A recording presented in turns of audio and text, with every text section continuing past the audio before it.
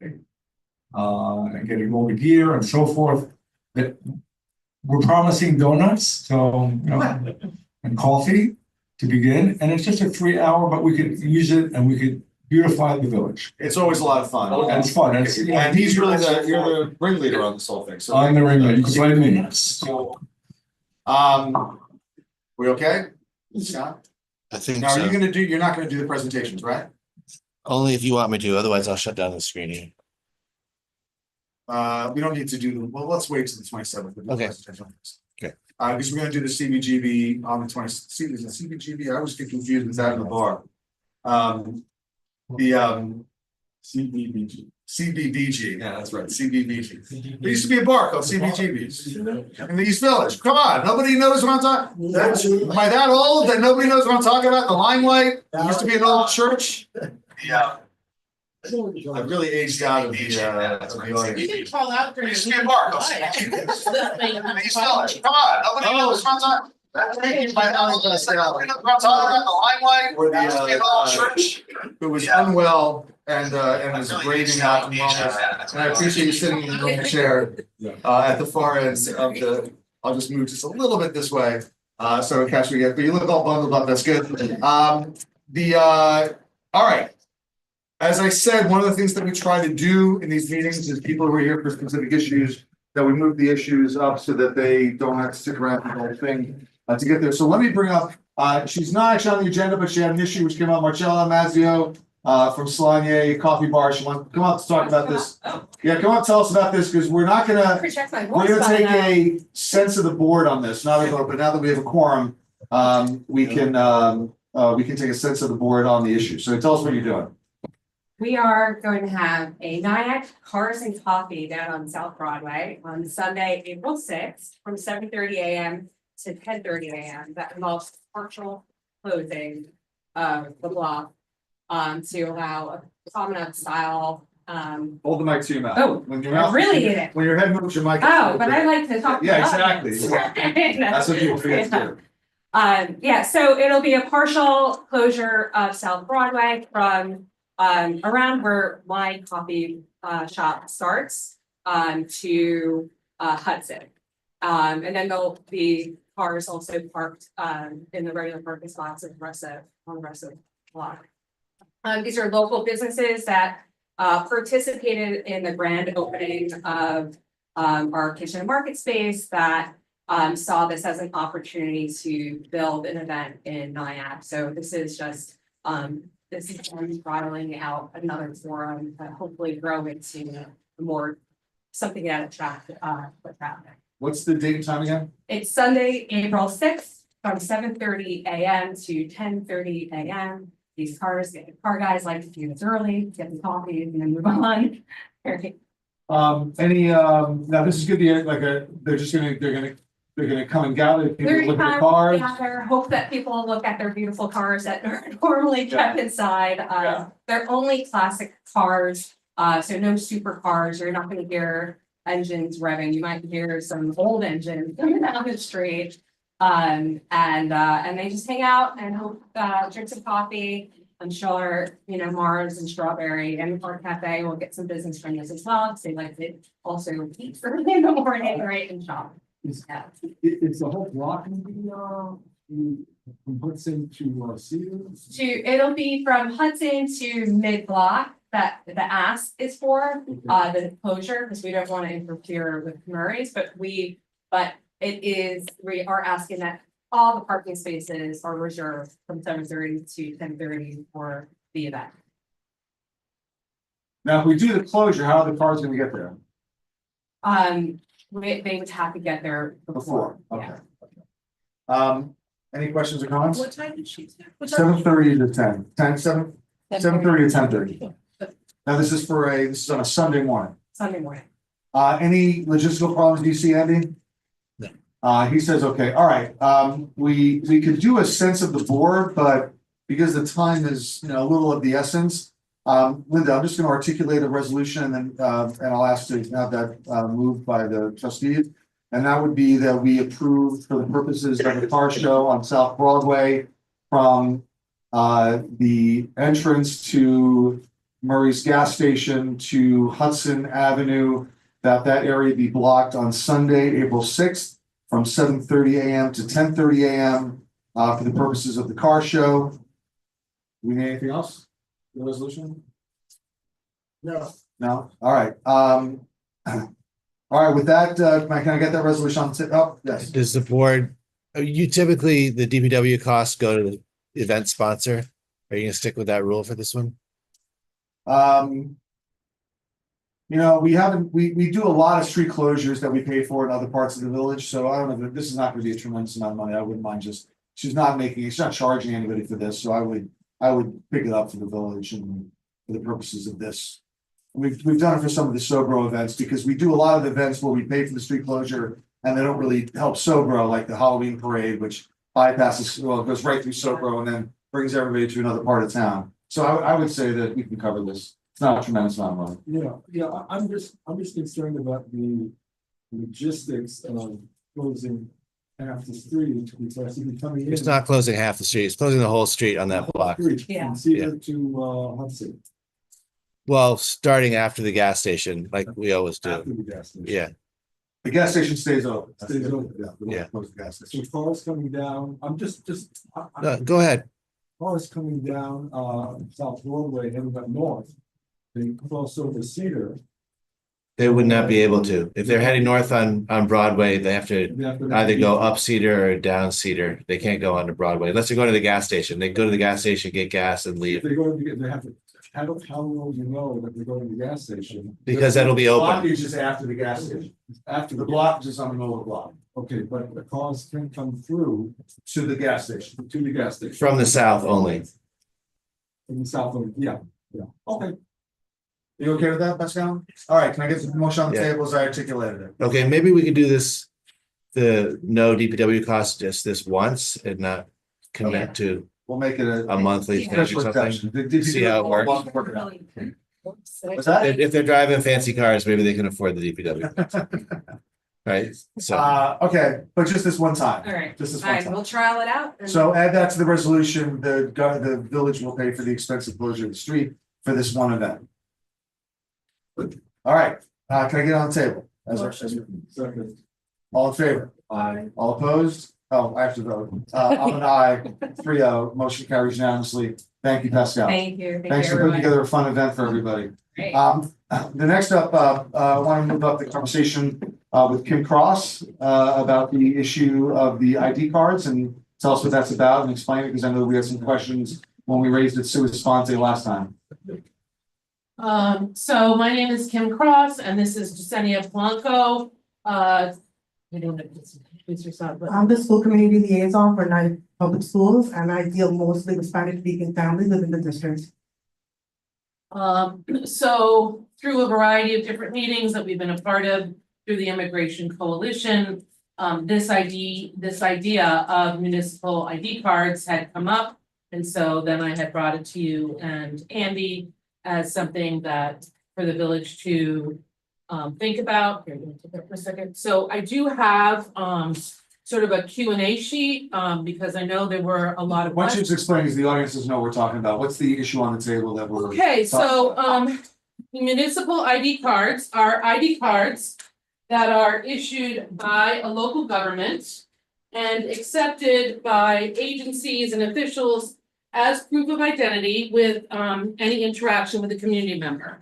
And so there would be a photo on the card and basic identifying information. About 30 different municipalities across the country representing over 10 million people already have the municipal ID program. I do have some extra copies if anybody is interested. You want to take one, pass it back.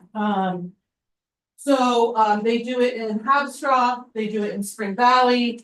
I know for your packets, you got the information about what they do in Middletown. And so the idea is it would be cost neutral for the municipality because there would be a fee attached to the card. And basically the idea is that it is particularly valuable to any municipality's most vulnerable community members. So it's seniors, youth, immigrants, transgender people. and any others who have difficulty obtaining government issued ID. So we are advocating for this. The Immigration Coalition has been endorsing this as something for municipalities to do here in Rockland. And we also had conversations with the Rockland County Pride Center. And they are in full support of this.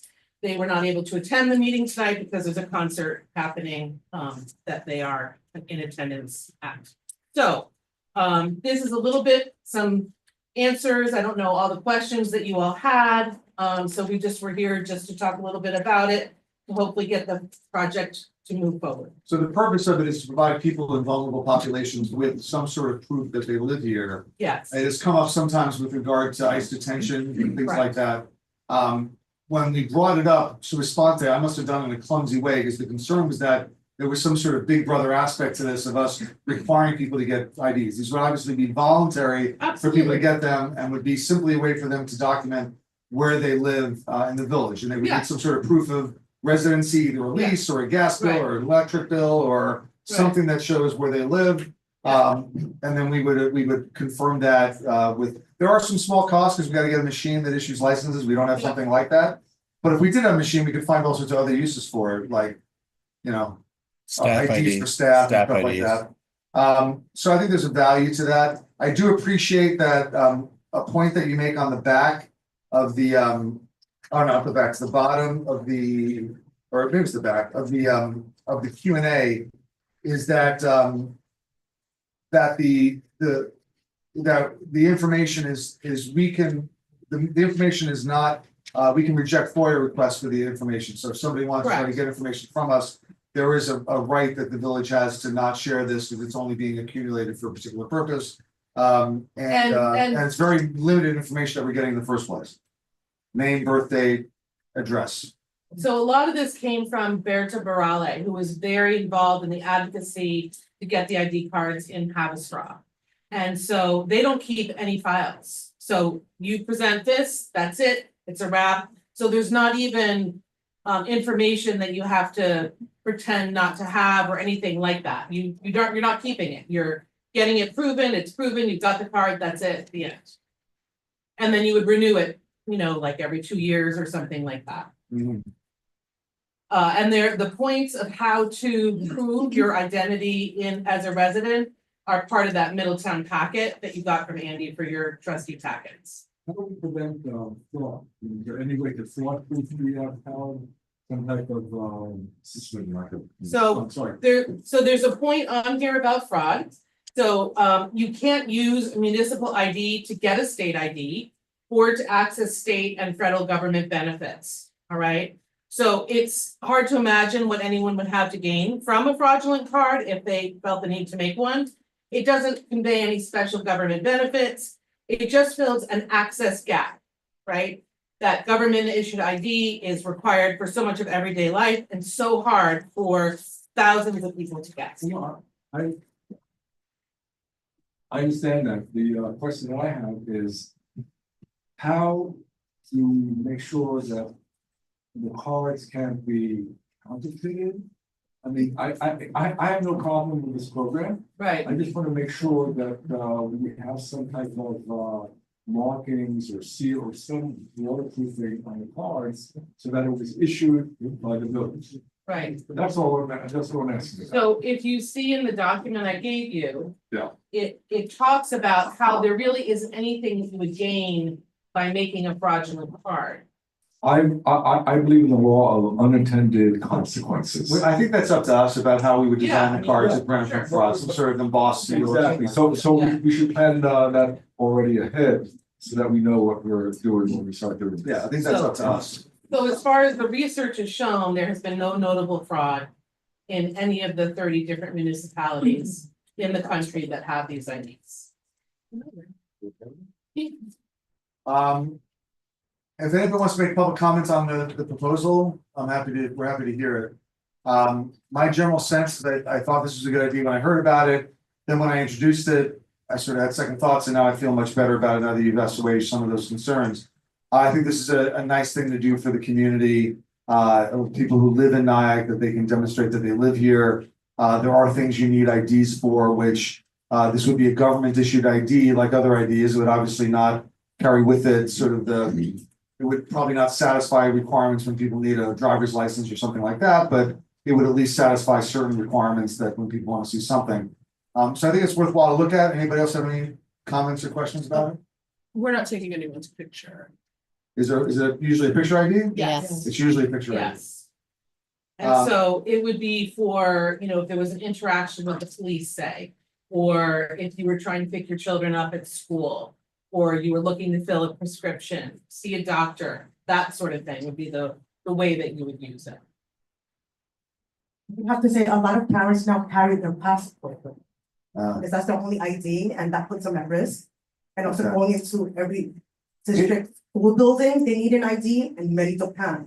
now, So that would be another outlet. is there a state ID you can get that's not a driver's license that you can get that establishes ID? So there is something you get from the state that would establish residency. So would this duplicate that, or but it wouldn't have the same authority as a state ID, would it? No.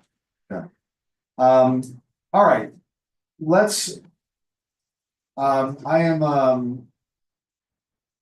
I'm open to this to at least look at what a resolution, we have sample legislation on this, right, that we've done from the jurisdictions? There's other municipalities Yeah, out there that, I think Andy shared some of those with us, we would have to adopt a local law, so local law would have to be drafted and.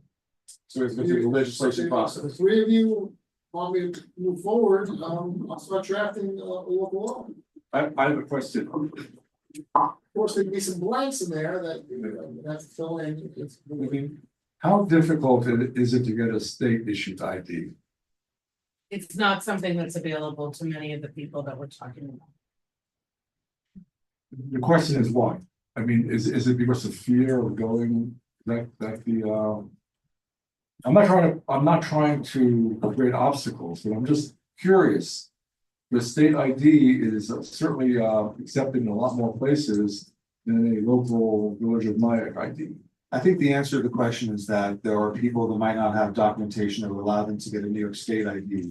But while we're doing this, we're testing that they have a residency within the Village of Nyack. Okay. And that they are, this is the person's name, and this is their birthday, and this is their residency. I think it's a human thing to do, and I would like to do a human thing, so I would like to pursue it. I think we have time to get the other weigh-in from the other trustees. This will be a process of establishing the legislation. We gotta get a draft. I think we've got a lot of things that you're working on right now, so we'll put this on the back end, because we got some things we gotta get through that are imminent right now that have to get done. We have to have a public hearing.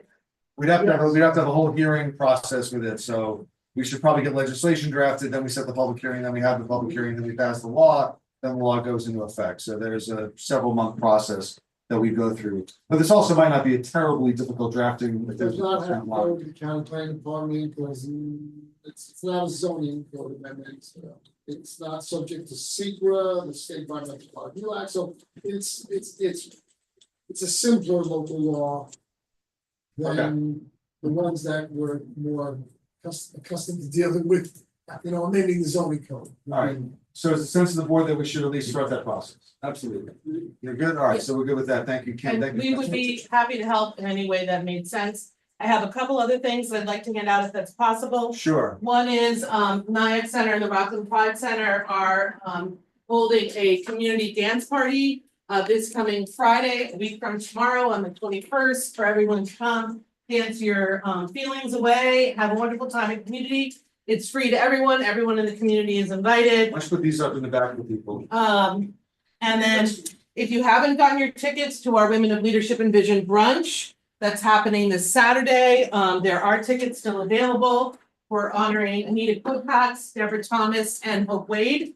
And we would love to see any or all of you there. That would be fantastic. And I think that, the last thing I wanted to say is I had approached you all about potentially putting out materials to help people that we've gotten through the Immigration Defense Project. For people who, like if they're detained by ICE, what to do. We have these red cards that have been distributed through Proyecto Faro. And we were wondering if it would be possible for the village to have them on tables downstairs where you have your materials. It would be really helpful and just a place where, if we have many places in the community where people can get this information. Sure. We have it in English, we have it in Spanish, would be really helpful. Sure, drop them off. Okay, great. Thank you so much. Thank you Thank so you. much. All Thank right, you. the other courtesy thing I want to do just to Oh, great. out of would be to bring up the chair of the Board of Water Commissioners, William McDowell, who wants to talk about He the. left. Oh, he left? Yeah. Okay, so we'll do that on the 27th. He probably wants to be here for the full board anyway. To work, and it would make sense to do it closer to the budget process in any event. All right, so let's get to the public, yeah, let's actually, before we do public comment, and I apologize for this. We're gonna go through, just because Pascal's not feeling great, we're gonna go through the resolutions and get them passed and get them done, and then we can do the rest of the meeting. So let's move on to action item. Let's go to action item number 6, the adoption of minutes. Can you, we can you can start go- with 5, the public hearing rescheduling? Oh, okay,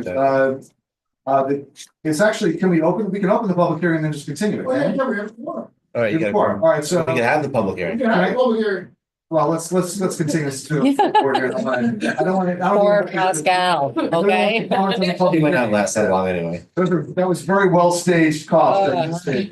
That's when you call in for work sick, you make sure you get one of those in the. Dennis on the is phone. making me laugh with his first. Yeah, correct. All right, can I get a motion? Limit speakers to 15 seconds. Can I open the motion to get public comment? I'm not, so can I get a motion to open the public hearing on the Community Development Block Grant 2025 application? Second. Okay, we're not gonna have the discussion now. Can I get a motion to continue? Do we need a motion to continue? I'll give you the language, the motion would be to keep the public hearing open. Keep the public hearing and open. continue The public hearing to March 27, 2025, 8 o'clock P.M. 8 o'clock, 8 o'clock PM here in Village Hall. okay. So moved as recited by legal counsel. So moved as recited by legal counsel. Motion. Second. All in favor? Aye. Aye. All right, motion carries the motion. The public hearing is now continued, and it's going to be maintained open until the 27th. Adoption of minutes, can I get it on the table? Motion. Second. Any comments or questions on the minutes? All in favor of adopting the minutes? Aye. Okay, action items, the resolution 7.1, number 2025-27, accepting the audited voucher summary. Can I get it on the table? Motion. Second. Any comments or questions? All in favor? Aye. Motion carries unanimously. 7.2, resolution 25-28, approving the Grand Fondo bike race. Can I get it on the table? Motion. Second. Any comments or questions? Any comments from the public? That's not, Jack's not speaking on that. Any comments on the public? No? All in favor? Aye. Aye, all opposed?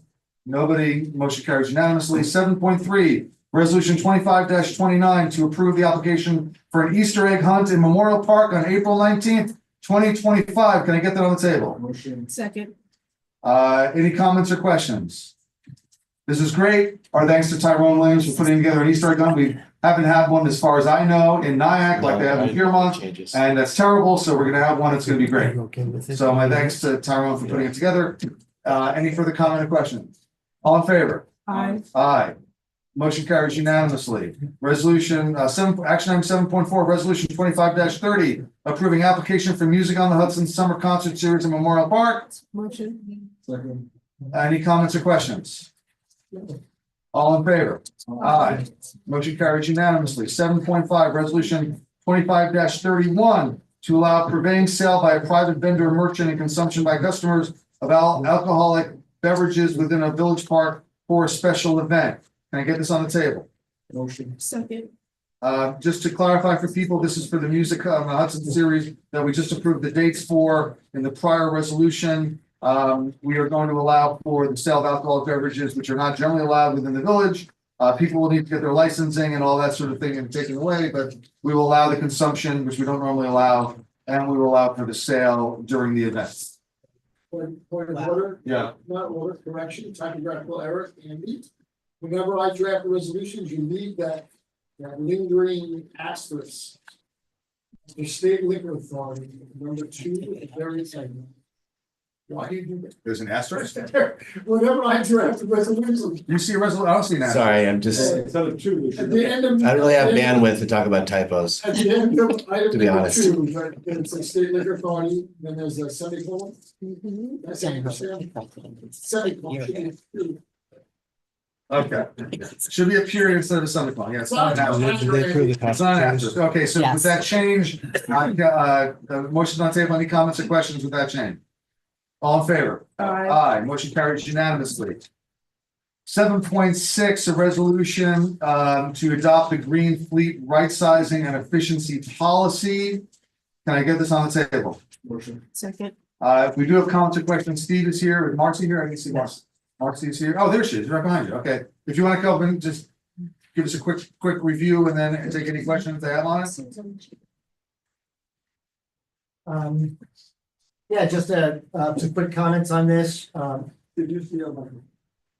As you're aware, the village had qualified for and was the first community, Hawken County to get the climate smart community bronze certification. We're going for silver. And this policy is one of many. There are a couple of others under new business, 1 and 2 that Marcy could speak to, which are gets us points toward that silver certification.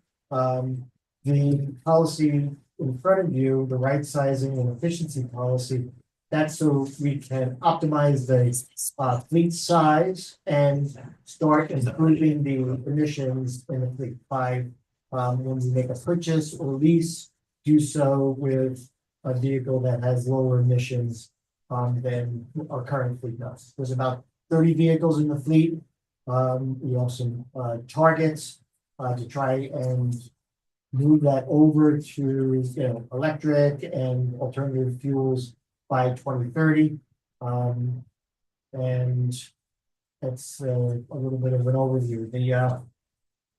The existing language is very ambitious. There's some alternate language that we also proposed if the board wants to consider something less significant than that. I think it needs to be understood that when we adopt a policy, it's not the same thing as adopting a law. Like if the village can hit the mark, that's great. If it can't, there's no penalty associated with it. But I would keep the board apprised as to how we're doing and making progress.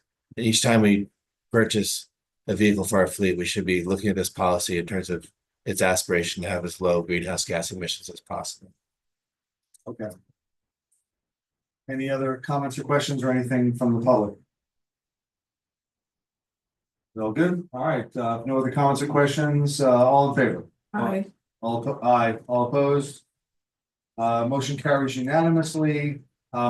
Steve, while you're here and while you were up there, we have an item for you on communications about the big plug-in EV celebration event. You're looking to do that, and you want us to kind of get it on the process to approve it for the space? Absolutely. This Okay. is an opportunity to do a little bit of a ribbon cutting and a celebration of the new EV charging stations that we have both at Veterans Park and down in the marina.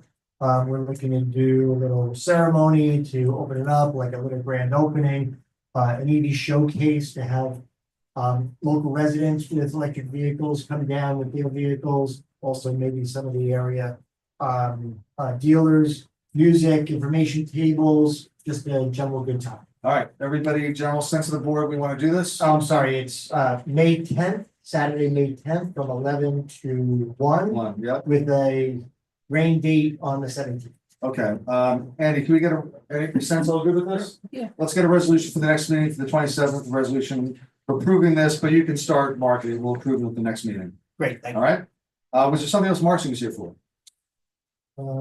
We have two other sustainability policies under discussion tonight.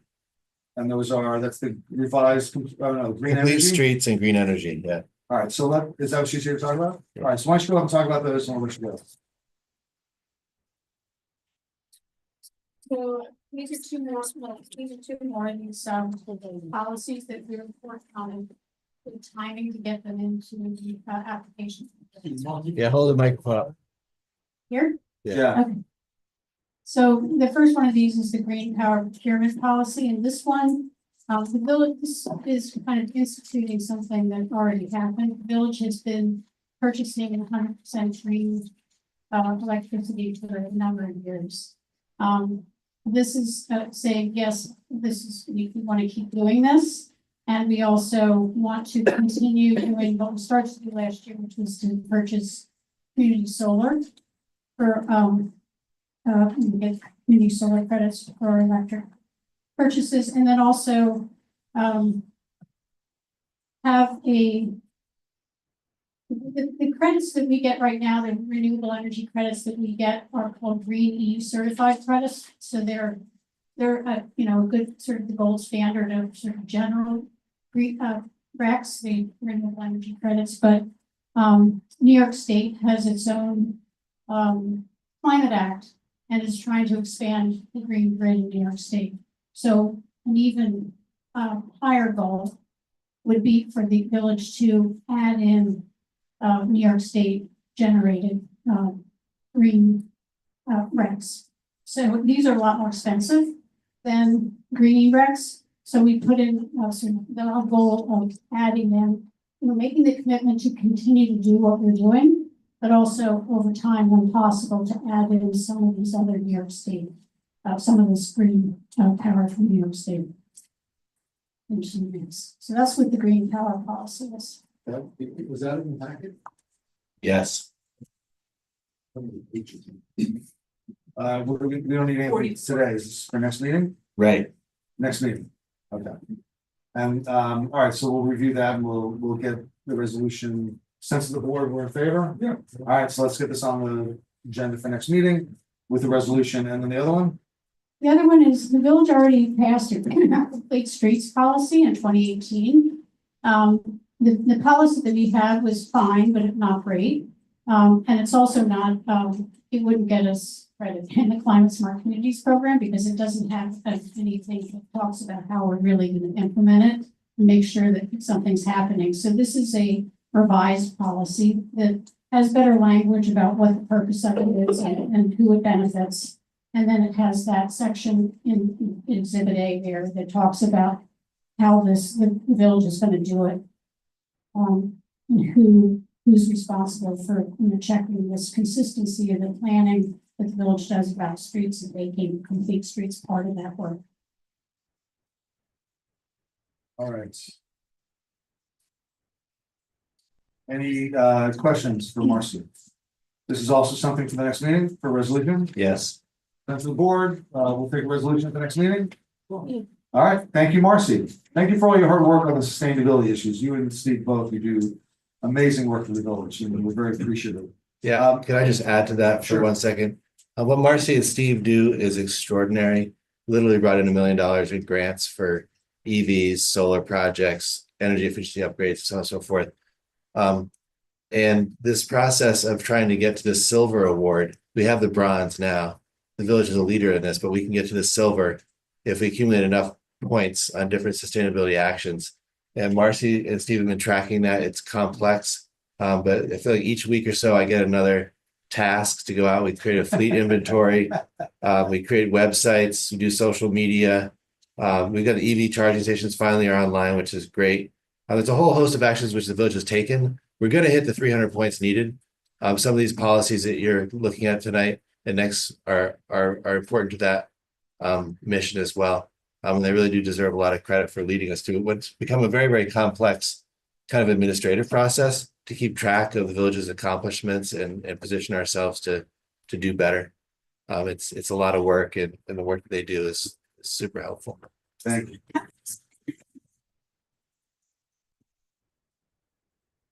would say that in the process of doing it, I've done this a number of times, and I once with one. Doing it this time has been kind of a pleasure to just see all, I'm documenting our zoning comprehensive and things that we've done already, and I should be very proud. We'll get certified as silver. We'll be one of 14 in the entire state of New York. So, Wow. yeah. 14 municipalities or 14 villages? 14 municipalities. Wow, there are 1,800 municipalities in the state of New York. And we'd be one of 14 that have this designation. That's pretty great. And you're very nice to sort of share that, but this wouldn't happen without the two of you. It really wouldn't. That's right. Yeah, I'm just saying the obvious, but what you've done is incredible, and we're very grateful. We really are. Thank you. Thank you. All right, I think we now go back for, I know a lot of you have been waiting to make public comments, so. We're not doing that. We're skipping, it's not for today. We don't have approval from the county for the code enforcement safety patrol yet. So when we get that, we'll continue that for the next meeting. Sorry, I should have referenced that. But let's go back to public comments on any topic. If you haven't signed in, that you'd like to sign in, just wait till everybody is gone and then you can come up and we'll take you in that order. So let's take the order of the sign-ins. Go ahead, Linda. Cal? Cal's off. Hi, Cal. Good evening, Mayor Round, Joe, trustees. I'm Cal Toy for the record. I don't know where to even start with this, so I'm just trying to keep it simple and simplified. As you know, 700 people in the village have already signed the petition. Obviously, it's hit a chord with people. The chord, it's different things. It's bothering people on many different gut levels. For me, it was really just a visual thing. To my knowledge, and maybe you guys can correct me. Is this the first time that Nyack's Main Street has a storefront potentially with blackened windows and security guards on the outside? I have no idea. It's not gonna be black and windows, that's for sure. So we went to the planning board meeting last week and they asked for some solutions. And it came back in the end, to my knowledge, it came back to black. It's going to the ARB. Okay, No, it's actually, just to clarify. Yeah. It's not going to the ARB and it's not going back to the planning board. Since the planning board issue with regard to the windows. Yeah. And I won't take this away from your time, so I'm just going to clarify things for you. The planning board, we have no jurisdiction over the issuing of a license for a cannabis dispensary that is a medicinal dispensary. Right. Even if we had opted out of cannabis, recreational cannabis. Right. Even if we had opted out, we opted in 3 years ago. And it's been confusing ever since about what the situation is. For medicinal cannabis, even if we had opted out, the medicinal cannabis could have opened in downtown Nyack. We have no authority over that. That's why Clarkstown has opted out of recreational cannabis, and yet there is a medicinal cannabis dispensary in the town of Clarkstown in Bardonia. So I just want to make clear, there was some confusion. That confusion has been cleared up. There's not going to be a decision by the planning board as to what the windows are going to look like. And it's not going to the architectural review board either. It's been, it's in the process of being subject to the building, chief building inspector's review of the building code issues. Now, I will tell you, we will work with them to make sure that the windows are not unsightly and that there is some sort of display that does not, they were talking about doing an art display or something like that within the window, but they are under a state guideline where they cannot show the inside of the store, Right. precisely so that kids can't see what's inside. And also they don't display any of their product on the external windows. So that will be taken care of. And I know that's a concern you had, and that's not anything that's not gonna so happen. you're now. saying it's gonna look beautiful on Main Street, I don't know, whatever. It's not gonna it look is. like a blacked out window, no, it's Right. not gonna black out. And security guards, how do you feel about that? I think there's mandated by state, we can't do anything about it. All right, so this is the first time a storefront in Nyack will have security guards on the outside, right? And we have no authority to stop them from doing that. Oh, so how do you think that looks to the people who are coming for ice cream? They want to, hang around where, we've got families in town, we've got kids in town, we've got teenagers. Like, there's a bigger, all right, let me start here. I'm not gonna get in a debate with you. Yeah, but let me just start here. When an architect designs a house, he doesn't, or she doesn't create the toilet right next to the living room. There's a reason for that. So simply, the village planning board does have authority in terms of the visual landscape that's on their website of what this town is, what this village is.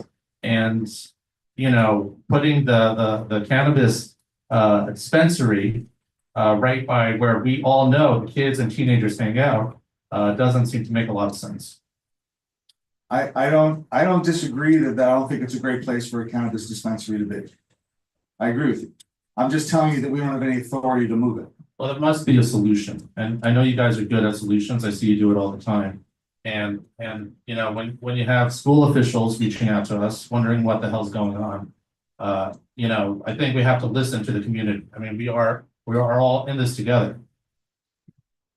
Okay, So, I guess what I'm saying is let's really think this through before we just, by the way, I mean, are you saying that if I wanted to open an adult peep show in that location, which I found in the code is legal?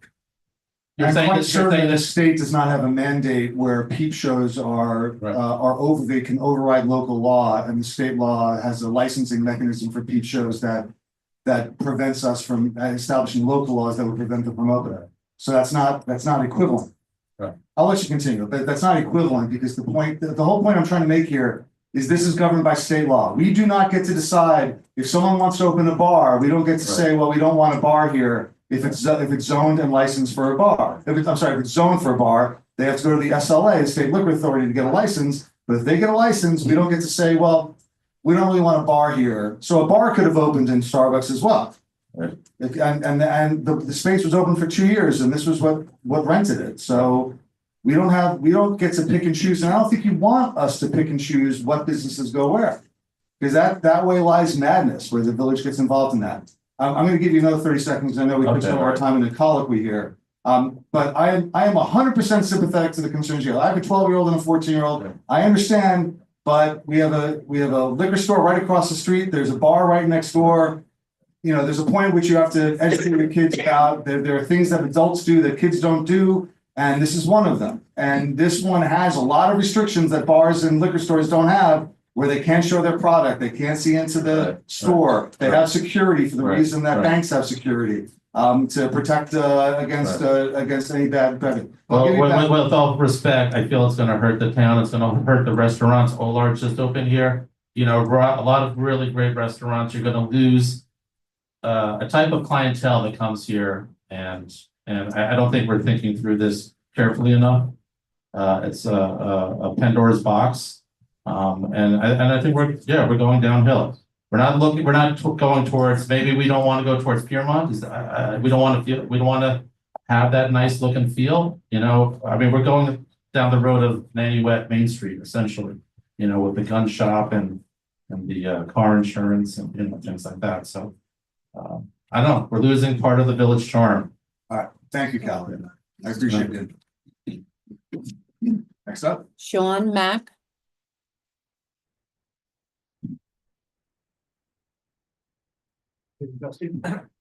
Evening trustees, Make sure you hold the mic up to your mouth. It doesn't pick up very well otherwise. I have a Pascal, as I think. I'm a town resident and an attorney. Joe, you saw a lot of what I was about to say. What's your name? Sean Mack. He's an attorney that has a cannabis practice. And so look, the village had an option as of 2021, December 2021, to ban dispensaries in town. The village did not do so. Now you're subject to state law. You have no choice here. Even if you want to ban this dispensary from opening, you would violate state law if you did. If you adopt the ban, if you prevent them from opening this location, you'll be violating state law. You'll be violating your obligation as trustees to uphold state law. You'll be writing a lawsuit against the village, wasting tax dollars. You simply have no choice. Your hands are tied here. People have concerns about it happens to be there. The reality is, this is going to be the most highly regulated business on Main Street. It's going to be the most highly secure business on Main Street. It's going to be the first business on Main Street selling regulated, tested, and safe marijuana products. We know that marijuana is being sold on Main Street right now. These products are not safe. They're not checking for kids to make sure they're not over the age of 21. This dispensary has to do that. So this will actually improve. If you're worried about the people hanging out there, the kids hanging out there, you're not going to have security present there. Studies show around the country it deters crime in the area because there are so many cameras. People who commit crimes around dispensaries get caught because there are cameras. We may not like it there, but you have no choice. And it's going to be there. And so I ask you not to waste our tax dollars adopting an ordinance that will get overturned. Thank you, Sean. Thomas Daly. Otherwise. So there ends, trustees. Mike, there you go. Hi, Tom Daly. Live down the block. Yeah, I'm not here to talk about bushes or shrubs, so nothing's happening about that. But I am here to talk about the cannabis dispensaries.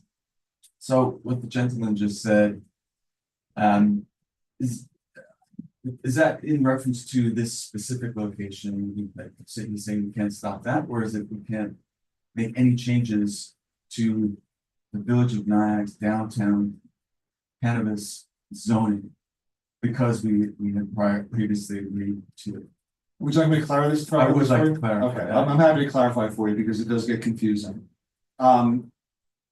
And actually, Sean, you can correct me, because Sean does have some expertise in the area, so if I say something that's incorrect legally, raise your hand and correct me. 3 years ago, we opted in to allow cannabis sales in the village. We also passed a local law that allowed for cannabis sales within what's called the DMU one downtown mixed use district, which is the district that we're currently in. About a year ago, we then extended that allowance to the DMU two, which is the sort of mostly the commercial district north of like Franklin on Main Street. With the idea being that it didn't make any sense to have a rule that applied to DMU one that did not apply to DMU two, because they're both considered downtown mixed use districts. One was created after the other, which is why they have two different names. Okay. So we opted in for cannabis sales. We also allowed for cannabis sales within the DMU one. We are certainly entitled to put what's called time, place, and manner restrictions on cannabis sales.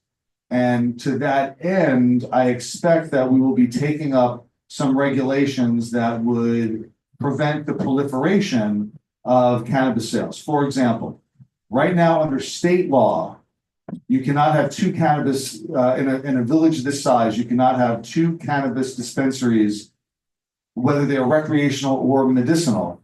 You cannot have them within 2,000 feet of each other. If we had the dispensary, as we will soon have, the dispensary at the old Starbucks location, 2,000 square feet, 2,000 feet from that basically blocks out any other possible dispensary from basically on either side of Broadway all the way to Cedar Hill, Broadway basically all the way up to 6th Avenue, and then all through the commercial district. It goes right down to the Hudson and takes you up all the way to about Midland, where you end up being about 1,000 feet from the treehouse. So essentially, once the medicinal dispensary opens, it will block out other dispensaries from opening. That's under a state law. Now, I said a state law, it's actually a state regulation. That regulation could theoretically be changed. Because it could be changed and eliminated, we are going to at least discuss and take up, and I would be in favor of adding that type of distance restriction between two cannabis locations to our law to prevent them from clumping. So to prevent one from opening on, in the Starbucks and then opening in the old Dragon's Den, or opening in the Starbucks and then opening next door to Pickwick's or something like that, that you would have to have a circumference distance from the Starbucks that you could not open a dispensary near them. So under state law and state regulation, it wouldn't be allowed once the medicinal dispensary opens in Starbucks. But I do think that we should pass a local law in case the state regulation is lifted. Now, so the basic idea is that you can't have them too close together. Other regulations we could put in place, we will consider those as well about regulating the manner in which they sell. But I will tell you, most of the things that get proposed are already in the state law. The state law is very restrictive as to how cannabis is sold on these legal places. And the last thing I will say is that the real problem, I'm not taking away from your time, I promise. Appreciate it. Is that, because I think it needs clarification in a lot of ways. Right now, there are multiple smoke shops in the village that are alleged to be selling cannabis. Those are not authorized dispensaries. They're not legal dispensaries. They're not licensed dispensaries. At some point, those types of illegal dispensaries have been getting shut down by police, by the state cannabis board. They've been getting shut down throughout the state. They've just been very slow to do it. What usually happens is once there are legal dispensaries allowed within a jurisdiction, they start to close down the illegal ones. So I expect that will happen. So when people say there's too many dispensaries in Nyack, what they mean is there's too many illegal dispensaries in Nyack, and I agree with them. There shouldn't be any illegal dispensaries in Nyack, and I think the board agrees with me on that. All right, so with that said, if I clarified that, but the last point I will make, which is what I made also to Cal, is the medical dispensary is not subject to the time, manner, place restrictions that are subject for the recreational dispensaries, like Treehouse. Treehouse is a recreational dispensary. It's subject to time, manner, place restrictions. The medicinal one is not. The medicinal one is not subject to our regulation. It's totally under the state regulation. Just like the one in Bardonia is not subject to the town regulations, it's only subject to state regulations. Right. Am I good on this? He's So- nodding his head. So my question is, what happens when something starts as medicinal use and then changes to adult use, which I know this one. They want to do. 80 Main Street, it is in their plans. Yes. So that to me raises a red flag. Well, then, if they did that, they would have to then satisfy our time, place, and manner restrictions. Right. Okay. Yes, they would have to do that then, before they were allowed to convert. Right, okay. So I just want to touch upon one other thing. You mentioned, that there's complaints that there are a lot of dispensaries, right? I think there's a strong reaction now, and there's a question asked, well, where were you all in, 3 years ago when this was approved, there were barely anybody showing up to the meetings. That's not true. Yeah. There were tons of people. Okay. There was, I was there, there was a There were a lot. lot of people. That's There's the more more fact full we than got, this. we got it at the last planning board, right? But, so I think the strong reaction we're seeing now is what appears to be almost like a stain rolling down Main Street of very unsightly locations that may also, may happen to be illegally selling cannabis. But these storefronts, they're barely filled with any product, right? They're not pleasing to look at when you walk by or pass by. They bring strange crowds. It's a surprise they made it in at all, and they're still operating. So that's what we worry about, is now that is our town going to become an eyesore, right? And how do we know that that's not going to happen? The illegal dispensary, I can't say the smoke shops will be shut down, because if they remain as legal smoke shops selling accessories and paraphernalia, we have no more control over them than we have control over how, how a bookstore raises its books or things like that. As long as they're abiding by the building code, we don't have any authority over them. However, if they are illegally selling cannabis, they will eventually, and when I say eventually, I mean within a reasonable period of time, they're gonna be shut down. Or they're gonna be stopped from doing it. I just wanted to know that I know for a fact that Rockland County DA is investigating. Well, that's the answer. So just, They did shut one down in Piermont not too long ago. and in Spring Valley, they shut a couple down, and they are investigating. We are in 100% agreement about the illegal smoke shops. I think that they do make they don't look good. They don't help the village. They certainly don't help the cause of legal licensed cannabis dispensaries, because they create a stigma that associates to the legal ones. But if you go to a Treehouse up on 59, Treehouse does not look like that. Treehouse is a very different type of operation. Agreed. And I expect that's what the medicinal one will look like as well. And I agree with you, as I said to Cal, Starbucks may not have been I wish something had gone to Starbucks. I really do, because it was a centerpiece of the village. But I think if a bar had opened up there, it would be different. If a clothing store had opened up there, it would have been different. It was never going to be what it was when it was kind of the place where people gathered 4 o'clock, 5 o'clock. They sat on the benches in front. They went and got a $7 milkshake and whatnot. We were never going to have that again once they left. Most likely. All right. Thank you. Thank you for your comments. Next. Thomas Daly, That was me. I'll go up again though. Sally Clark,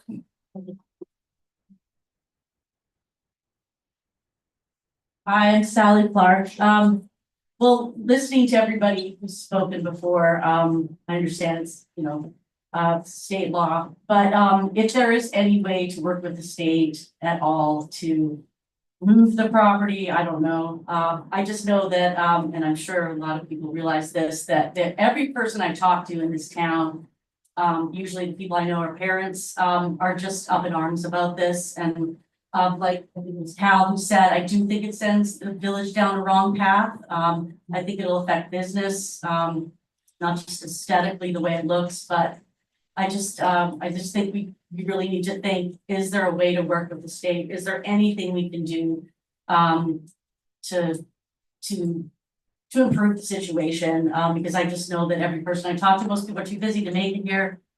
They're just really upset, and and most people I talk to, they're we're for cannabis. You're absolutely for that. It's a liberal, cultured, tolerant, wonderful place, but I just think we really have to think, how can we change the situation at all to make it better? Because I really do think it'll affect business. I think it'll prevent certain people from coming and wanting to dine here, wanting to shop or what have you. So I just wanted to mention that because I know there are many, many people who would have liked to have been here tonight who are, just would really like to change the situation.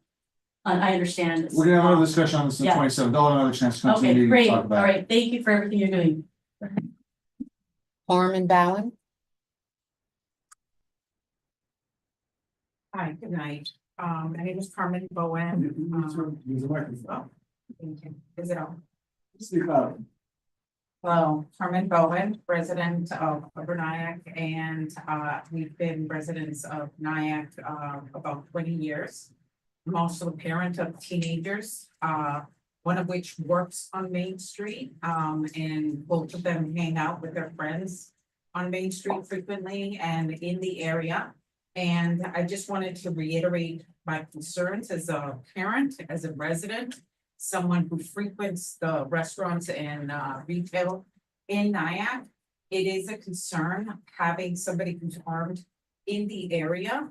We all know that it will be a deterrent for folks who come to have a leisurely walk down Main Street and take in, a $7 milkshake at Temptations Cafe or walk down to the restaurant and have dinner. It's definitely going to paint a picture, and I am very concerned about where this is going to go. And I just wanted to point to some research and data that shows that in Denver, there was definitely an increase in crime, a significant increase in crime after dispensaries were opened.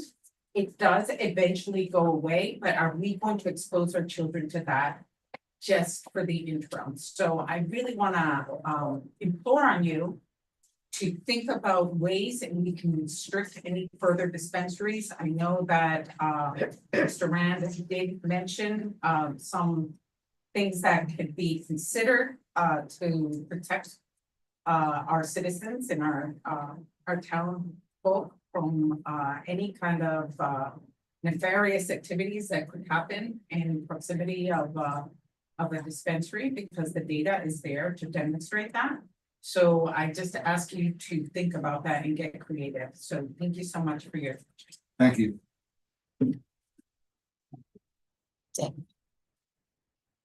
That's it for public comment. Who else is here? Anybody else here for public comment?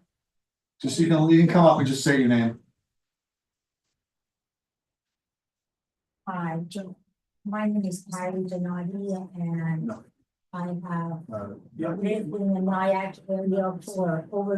There's a lot of sound here, there's the air conditioning system. We can't hear. Yes. We can't hear. This is noise mic. Okay, so what about the dispensary having to be 200 feet, I believe, from the school. What it is, when I was talking to the Frank, the owner of the drum store, which has been there forever, that's a school. Kids go there to learn drum lessons. Right there, you have it. You have two music schools right there. That's considered a school. Yeah. Right there, there's a dozen, but the kids. So parents who want to take their kids there to take their drum lessons, they will shy away from going through that area to go take their kids. So we should help the businesses. Also, I was talking to the people at the fresh market, and they were very upset. She couldn't come, the owner, Karina, she said, go tell them that we are not happy about this. Where are we taking Nyack? We want to bring Nyack. And if fresh market closed, that's a huge loss to Nyack. That's huge property. And she was very upset about it. And also the YMCA people, Phil from YMCA expressed concern about it. Phil couldn't come. He said he may send somebody from YMCA. So there you got businesses, YMCA, the fresh market, everybody is saying this is not the right thing to do. When we already have, if we have people who need to buy this, half a mile up the road, they can go knock themselves out and get anything they want. Why do we have to put up with this? It is, many reasons that this should not be here, and you can, please help us do whatever you guys can do, you can hear the people. And, if there's whatever that's possible that can be done, please. I appreciate your silence and. Thank you. Thank you.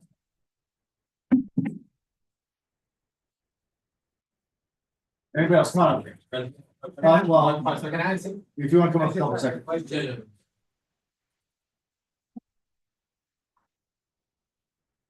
Mayor, trustees, thank you. My name is Miro Kapitanich. I just have a question what you were saying. I totally get everything you say. Wasn't there in February a question about zoning laws? That zoning laws could be amended. Like I could build a huge building in the downtown Nyack, but I can't because we have specific zoning. Yes. Buildings are not legal. So it's the same thing. It's approved by state and everything. Could we amend our zoning laws not to allow anything that we don't want open in the downtown? Isn't that the case? That Tom Peeler, who's actually an architect and architectural engineer, that he understands those zoning laws because he designs and works on Yes, I most know. of these buildings. Yes. Well, The key point here, which I keep trying to make sure people understand Sure. this, is that there is a state law that says specifically that licensing and allowance of cannabis dispensaries, and particularly with regards to medicinal dispensaries, are state law supersedes local law. So we could pass the local laws that we had an option to opt out 3 years ago, and we did not. We had meetings just like this where we heard from people in the public and we heard from people in the public and we voted to opt into recreational cannabis dispensaries. But again, I will say, even if we'd opted out of kind of a recreational, the medicinal one is treated differently. Sure, I They totally. would not have been able to convert to a recreational, but they would still have had a medicinal. So let me ask you this question. Would we be willing as a village to amend the zoning laws to not have recreational dispensaries? We can't opt out once we've opted in.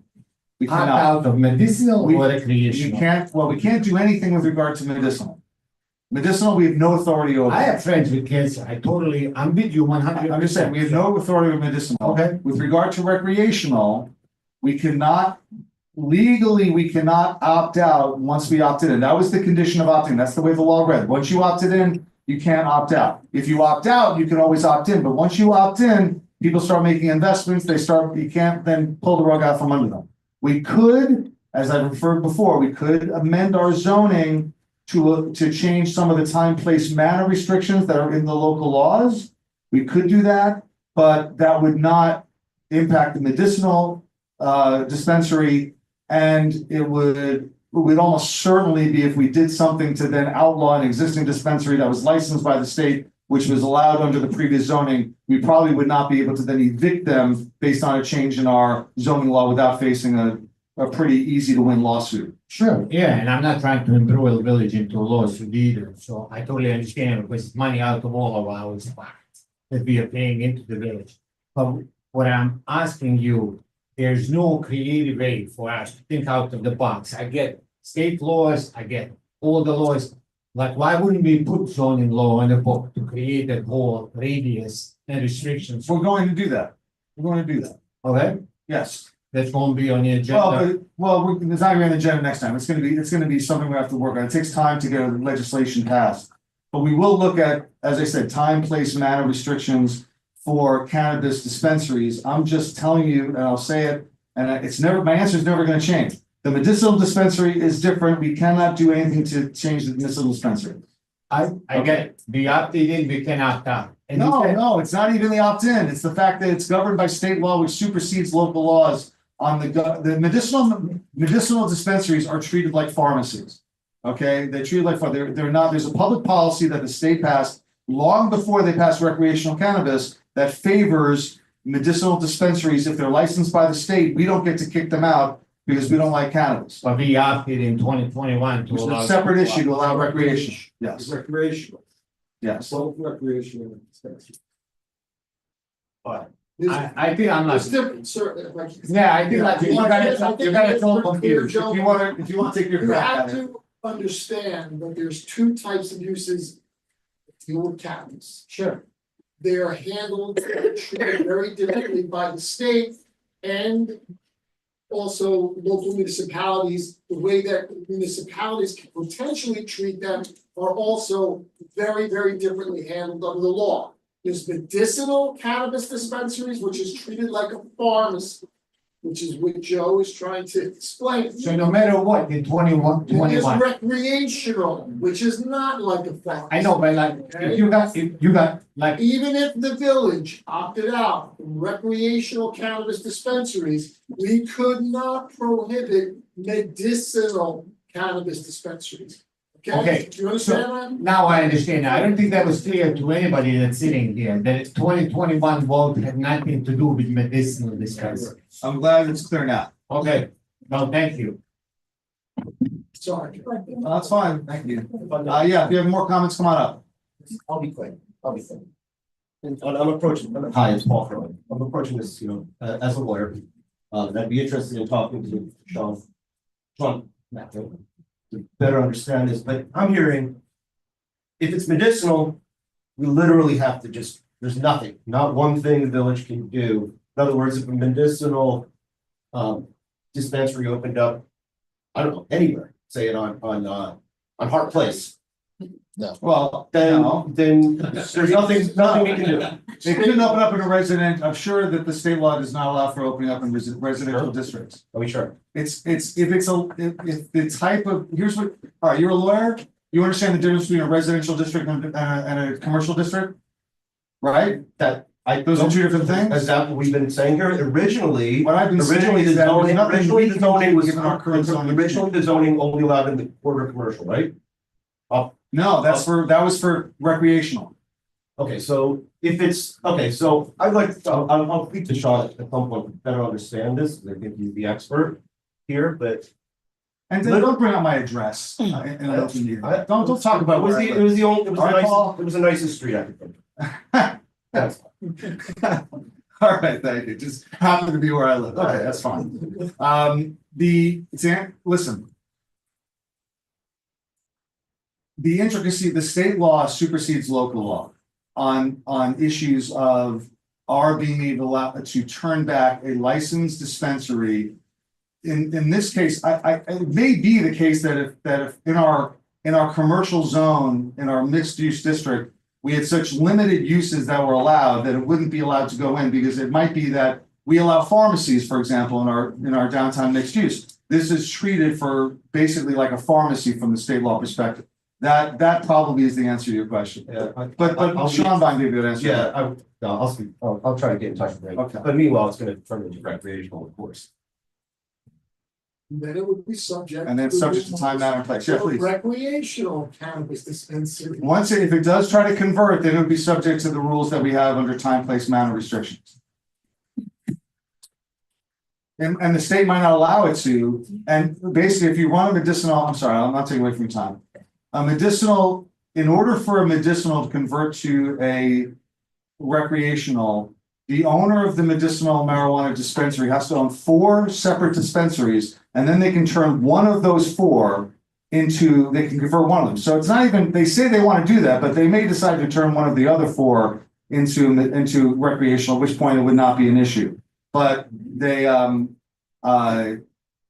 allowed to try, it still has to be approved by the state. Not approved by us, approved by the state. If it's approved by the state, then they have to conform to our time, place, manner restrictions that we put on recreational dispensaries, which we're not allowed to put on medicinal dispensaries. Okay.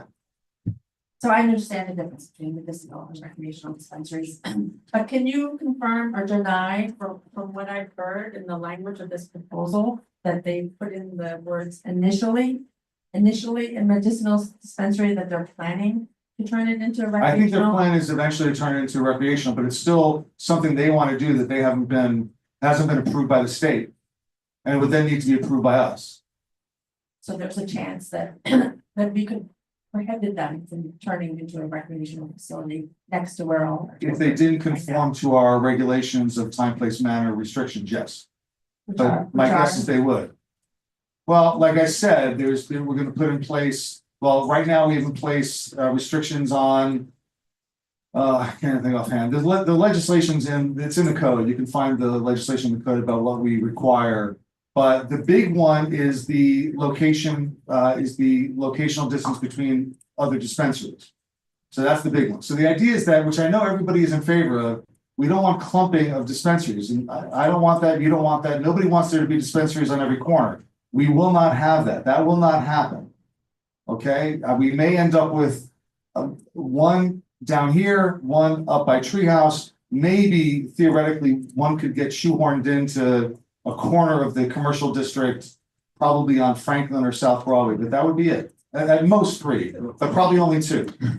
Great, yeah, 3, great. Well, Let me give you a hypothetical here. Let me give you a hypothetical. what's a hypothetical? This medicinal dispensary turns into a recreational one next to the ice cream shop and the pizzeria where most of our children spend a lot of time. Let me give you a hypothetical, okay? So that's gonna be a plan as a medicinal cannabis dispensary. Initially, right? That's in there, That's what I'm gonna talk about, right. okay? Did you know that there's another application out for a adult retail dispensary at Communal Kitchen, the former Communal Kitchen? Yeah, we've heard about that. Okay, now if that happens, then in that 2,000-foot radius, the Starbucks, and correct me if I'm wrong, Dennis, the Starbucks could not convert to a adult retail dispensary. Right now, like as the mayor pointed out, the state regulation remains the same, and even if we don't adopt a zoning code to make it more restricted than the state 2,000-foot prohibition. Right. That would be within 2,000 feet of the communal kitchen. Right. So therefore, it would not be able to be a recreational dispensary. Right, Starbucks. right, so if that's your plan, they might not be, in general, not be able to do it. Is that supposed to make us relieved or feel better about their? What's that? I just don't understand the reasoning. So a handful of people, right, decided this for our community. We have 700 people on, that have signed a petition against this. This is what our town is gonna turn. Well, that's elected, we're the elected representatives of the people who live in the village of Nile. Right. I mean, that's, yes, we passed this law 3 years ago, and as I've said multiple, well, it was during COVID, but we had meetings here. I mean, there were meetings here and they were all broadcast on Zoom when we did them. I thought it was the right vote then, I think it's the right vote now. I will tell you that but I will tell you no matter what we did, and I can't say this enough, nothing we did 3 years ago would have stopped or helped the medicinal marijuana dispensary from opening in Starbucks. Nothing we did. It didn't have any effect. You could have had 5 people, you could have Cotton Mathers and his gang as the trustees 3 years ago and opted out of cannabis, and the medicinal marijuana would still be able to open in the Starbucks space. Because it's state law. Because it's a state law and you can. Yes. And nobody, I mean, the town is gonna eventually, I think it's a liability, right? Something happens to one of our kids. Not the medicinal, because it's a state law, but all the other recreational dispensaries. Well, Even be allowed in. Sorry? They wouldn't even be allowed in. It doesn't matter that they're allowed in, people are gonna be walking around, you have security guards outside the building. But there won't be, there's only be the one. There's only the one, there's only, right now, there's. One, and then one's scheduled for working, continues to. No. Yeah, the hypothetical. He was saying that all right, I'm not gonna get into it. The point is that the 2,000-foot rule prevents there being too many legal dispensaries within the village. When we passed the law opting in, we opted in for the possibility that the dispensary would open. And the 2,000-foot rule prevents multiple dispensaries from opening in the downtown. There'll be one way uptown and there'll be one down here. It's theoretically possible that given the way 2,000-foot is measured, there could maybe be one, but it would have to be at least 2,000 feet away from, at least right now, it has to be 2,000 feet away from the Starbucks one. Oh, there's a great article in the Wall Street Journal that came out 3 days ago about the town of Pueblo, Colorado. that opened up a whole bunch of dispensaries in their town. Rapidly down. Yeah. So. That's it, yeah, different regulations, yeah, I assume. Okay, I mean, thank you. But that's why the 2,000 foot regulation. Yeah, that's why we're gonna have rules that prevent them from clumping, because we don't want there to be a marijuana district in the village. We definitely do not want them. Any other comments, public comment? Well, we'll start with Kim. And then we'll go- I'm on the state site and it says that dispensaries are prohibited from operating in residentially zoned areas. And there are also criteria of 500 feet away from any school Yeah. or church. Yes, that also applies. So just to answer that question, that Yes, yeah, respond. Make sure you grab the mic.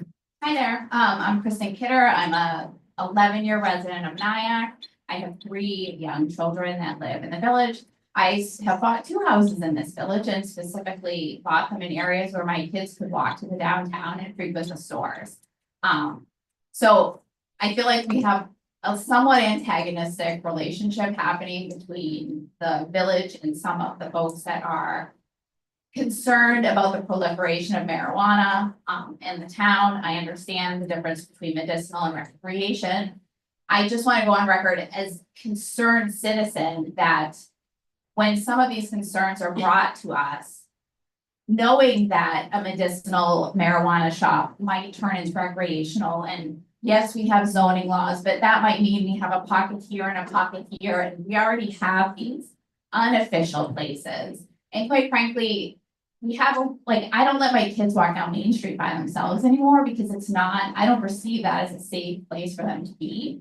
So I just want to ask that as we go forward and consider zoning laws, that you will consider what the folks in town are thinking and the concerns we have about this, because everybody loves this town. We all want to see what's best for it. Because we opted into something 3 years ago, it seems crazy to me that there's no statute of limitations that for 50 years from now, Nyack is opted into having cannabis or whatever happens. So I just urge you to work with the town, and I thank you for your service and just listening to everybody. Thank you. He was, yeah, you want him to go, then you go? He's on the same.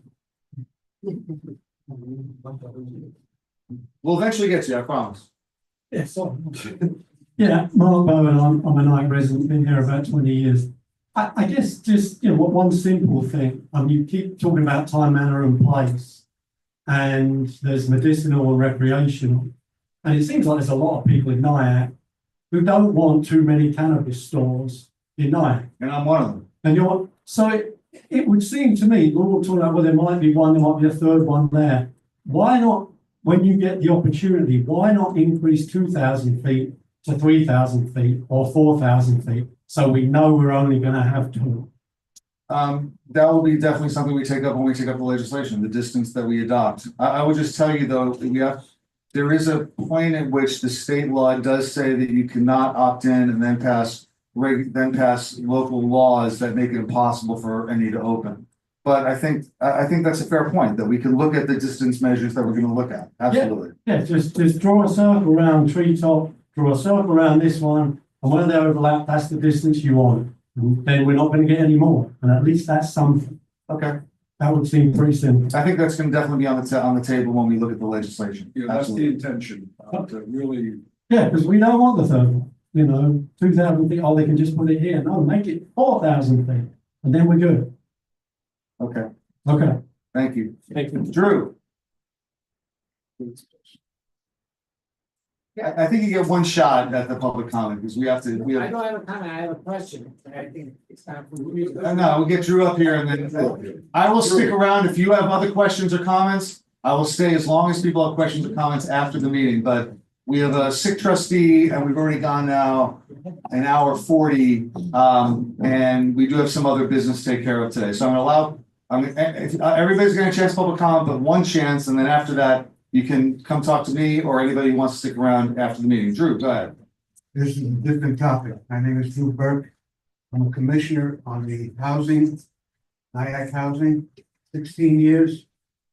I don't think that because the board here has somebody be a liaison between this board in the housing board. Have a lady talk to somebody in our housing who has a police record, thanks to me. He had been arrested 3 times. Very true. Look at us, not them, you don't talk to them, just talk into the mic so they can hear you. But then say what you need to say. Now you make me mess up. Turn around and talk to that person. Come to a meeting representing this board, which I talked to my friend who's a lawyer. He said, he puts the village on spot. We're talking about Mrs. Lightfoot Cooper. Came into our meeting, and we had an open session like we just had now, and accused me of something that I get into people's personal business. Personal business, they never come to me. They come to me about housing business. If I can answer it, I do. If I can't, or I can help them with something, other than that, go to the board, go to the village, go to the executive director who never comes to work, and make an accusation that's harming to me and not true. And sit there and accuse me of something, but she didn't say my name. What she did was she just looked at me the whole time and ran her mouth for 15 minutes. This board didn't send her to be a liaison to slander. All right, hold on, I'm gonna stop you here because she's not here to talk about this, so why don't you come back to another meeting when she's here? And then if you want to give your side of the story, she can give her side of the story. Can you do that? Yeah, but I think that it should be dealt with because. You're basing all of this on a look. Understand? We don't have that information, and I'd rather not have this discussion without Donna here. Yeah. No, but it's not a discussion. I'm letting you know that they came. All right, well, Right. When I spoke to. I'm just saying it'd be more productive When I say this in front of. When I spoke to my friend who's a lawyer, he said that's slander. She has no right for going to a federal place, or state place, to make these accusations. There's no backup, no proof, nothing. That's Okay. damaging to me. The village becomes accountable for her. She's representing. Okay. Or she shouldn't be. But you gotta know where it's gonna All right, belong. I'm just gonna say again, I'm not comfortable with you making these statements without her here. And she's not here for this meeting, you should. Well, that's not my fault. I'm not saying it's your fault, I'm saying that you come to all the meetings, so come to the next meeting if you wanna talk about it. I would actually say you should approach her about it, talk about it directly. if you want. really not. It's something that you can take up with her. Okay, She needs to get the ducks in order and have Okay. proof and do the thank homework. you, Drew. Do the homework. Anybody else have public comment that has not yet spoken? Again, anybody who wants to stay up and talk to me about this or any topic can do so when we are finished. All right. Andy, let's fly through, since we don't have the full board here for the other departmental reports. Sure.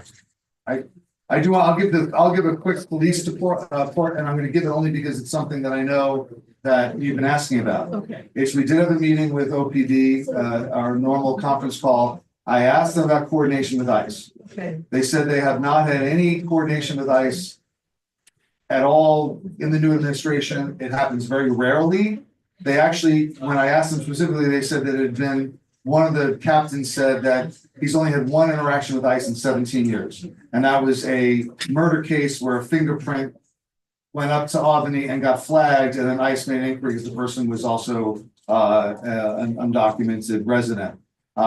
So they went back to there, but they did say that in terms of coordinating, they do have to follow the law, and I think that makes sense. So I did raise that with them. They were understanding of the concerns that people might have about what's been going on. All right, and that's anything else about the police. I think we talked about a little bit about. We've raised some of the issues. We have some of the concerns about some of the downtown issues. They're cognizant of them and they are working on them. They did give us basically an update on the shooting that took place where the person was found on Park. And they gave us there was not much of an update. They're working on the case. They do not have a cooperative victim who's telling them anything. So they're piecing together from cameras and the people that they can talk to try to find out what happened. So it was like an isolated incident to some extent. I think it was an incident between two people. My guess is two people that knew each other. Yeah, that's my guess. That was the way it sort of seemed. Village attorney doesn't have a report. You didn't bring it up. Be brief. Just a quick chat. I don't want, it's a long meeting, Pascal. Is that something I'd like to just mention during executive session, very, very briefly? Okay, all right, we'll take a quick executive session at the end. Oh, well, at the end, At the end. yeah, not now. Yeah, you say you want to talk about it. Something you're making. No. No clerk report, Andy. If we could just go on to the policy stuff, that would be great. All right, well, we discussed, all right, we have the old business, the draft amendment to exempt public murals from ARB review. We've got language on that. It was in your packet. Okay, so you got the language on that. What's our next step? Would be to call a public hearing for it? Yeah, if the board wants to see a public hearing for that, we'll set the date. And the same thing about the maximum height of hedges. We have a draft on that. Now, if we call a public hearing, we can still make whatever. The hedge one needs to be sorted out. The murals one is easy. Okay. It's just creating a definition of a mural and exempting it from ARB. The hedge one requires more. On the hedges, I was away for a week, so. Let's you and I have a conversation about Yeah. that, because I'm interested in that as well, and then I'll come up with findings for it. Pull me into that. Okay. All right, Joe and Joe. let's do this. Let's can we schedule a public hearing for the ARB public mural issue? Probably April 3rd. 27th, we can type. Yeah, maybe April 3rd. That's like 5 days after 27th. Is the April Well, 3rd the isn't next it? meeting? Sorry. I think it's April Do I have 10th. the This is wrong- zoning, it's so the it's 10th. gotta go to the Rockland Planning Department. We do need secret from our village planner, so I would say. Well, how about the 24th? Second meeting. Yeah, April 24th. All April right. 24th it is. Can I get a Thanks. motion to set a public hearing? Do I have to do a motion? Motion. Do I do a motion? A motion for a public hearing on the meeting on Thursday, April 24th at 8 p.m. A public hearing on a resolution to exempt public murals from ARB review. Motion. Second. All in favor? Aye. Public hearing is now set. The public hearing, of course, will be here at Village Hall. Forgot to mention that, but that would be, You don't have to do that yet, because Okay. we didn't open the public hearing. okay.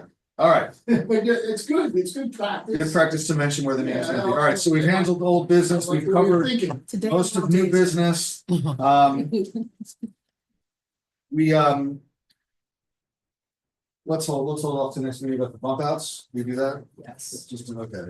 I want to mention that the Board of Water Commissioners is inviting the public to attend the regularly scheduled meeting on March 20th, which I believe is is it Tuesday? Thursday. Next Thursday, which will be here next Thursday, for in-depth discussions of concerns that people might have about water quality. They'll be next Thursday at 4:30 here. It will be put on Zoom for people to watch on Zoom if they cannot make the meeting.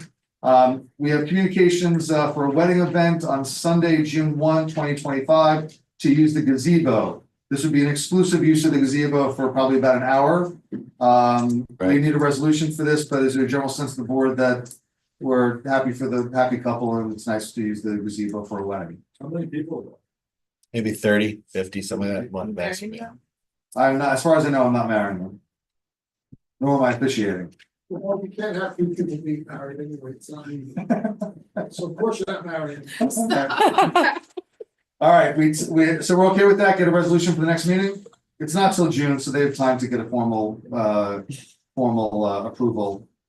We already did 11.2, 11.3, we got a letter from Stephen Honan on behalf of Keith from Hanneman Funeral Home about the site plan 80 South Broadway. We are gonna be taking that issue up in a future meeting, but this is a letter that opposed the approval of the 4th floor and the way that the recessed building as well as the underground garage and the way it was set up. So we'll take that under advisement as we consider the proposal when it gets to us from the planning board, correct? Yes. Okay. So we don't have to do any action on that right now. We just had public comment, but since it's in the L, I'll put it open up for anybody who hasn't made public comment yet to make public comment. Anybody? Going once, twice, 3 times. Okay, we are going to go into an executive session. I will be brief. When we emerge from executive session, we will not take any official action. We will just be adjourning the meeting. My thanks to everybody for coming, and wish you all a happy St. Patrick's Day.